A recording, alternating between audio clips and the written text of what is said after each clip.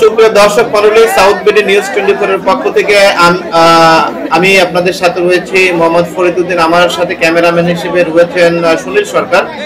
সুপ্রিয় দর্শক মণ্ডলী, আমরা এই মুহূর্তে রয়েছে মাদারবুনিয়া ইউনিয়নে, অর্থাৎ পটুয়াখালী সদর উপজেলাধীন মাদারবুনিয়া ইউনিয়নের চারাবুনিয়া গ্রামে আমরা আজ একটি হৃদয় বিদারক ঘটনার সম্মুখীন হয়েছি। আজ শুক্রবার দুপুর 1টার দিকে সৎ মা শাহিদা বেগম ও দাদি কুলসুম বিবিকে দা দিয়ে কুপিয়ে হত্যা করেছে আলামিন নামের এক মানসিক ভারসাম্যহীন যুবক।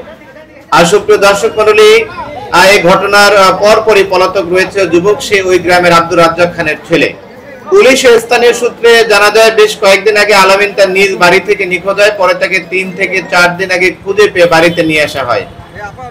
আলামিনকে পাবনা মানসিক হাসপাতালে প্রেরণের জন্য দুপুরে তার বড় ভাই পরিচয়পত্রের জন্য মহিলা ইউপি সদস্যের কাছে যায়, আর তার পিতা কাজের জন্য অন্যত্র চলে যায়। এই সুযোগে আলামিন তার সৎ মা ও দাদিকে ঘরে একা পেয়ে কুপিয়ে ও জবাই করে হত্যা করে।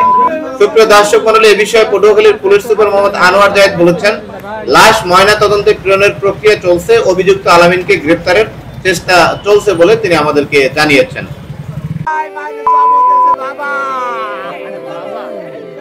ও বাবা, রান্না বাজান আমার হাতের কাছে রয়েছে।